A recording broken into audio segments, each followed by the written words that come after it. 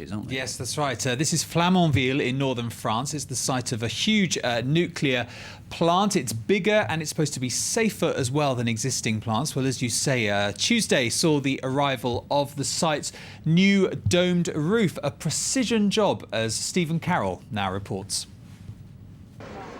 Putting the crown on a new generation of nuclear power stations. When it opens, the EPR reactor at Flamanville in Normandy will be the most powerful on the planet. On Thursday, the concrete dome was manoeuvred slowly into position by one of the world's biggest cranes. The goal is to position the 300-ton dome, the weight of a high-speed train, on top of the 55-metre-high reactor building, and to do it within a margin of just a few millimetres. This massive project is one of just 4 such reactors under construction around the world. Last year, up to 3,200 people were working on the site. But the venture has been plagued by delays and cost increases. In 2005, when the reactor was first proposed, the estimated bill was just €3.3 billion. It's more than doubled since and is now expected to cost €8.5 billion. The completion date has also been pushed back several times. The constructor and eventual operator, EDF, says the plant will finally begin to produce electricity in 2016. But environmental groups say it could be even later. Greenpeace has some quite strong doubts over whether this plant will really go into operation in 2016.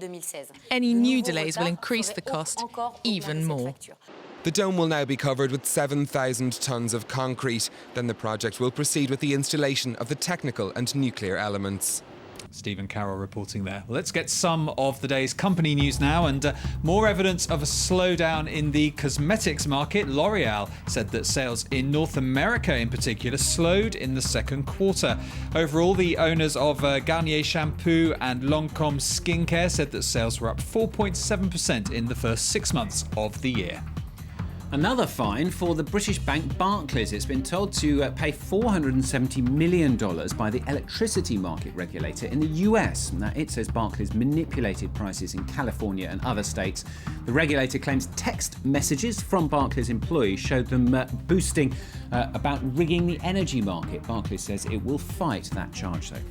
And it wasn't such a happy one-year anniversary for the Yahoo boss Marissa Mayer. The company reported a drop in its advertising revenue in the last 3 months, but profits were up 46%. That was largely down to the company's stake in the Chinese e-commerce site Alibaba.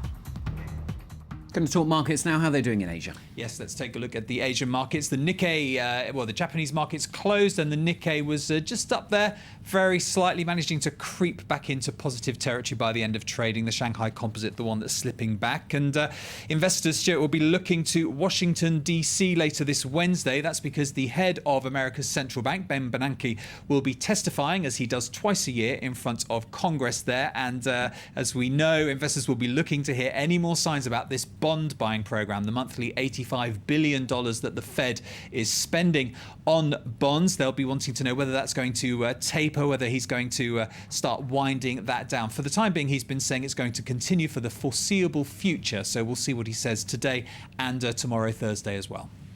Now then, just over a year ago, Argentina seized the assets of one big oil company. Many thought it would then have trouble, of course, attracting others to invest in the country, but it's turned out not to be the case. No, that's right. US oil giant Chevron has just signed a $1.2 billion deal with YPF. Now, that's the state-run oil giant, and all the controversy was over the fact that the government nationalised YPF, seizing assets from Repsol, which is the Spanish oil company that had invested in the country. Well, the plan is to exploit this huge oil reserve at Vaca Muerta, it's called, in the north of the country. But protesters, as we can see here, not very happy about that. Environmental groups, for example, also local indigenous people there in the Vaca Muerta region who are worried about the environmental impact of exploiting this huge oil reserve up there.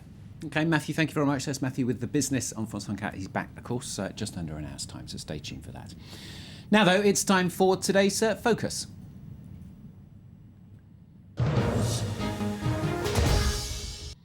And on Focus,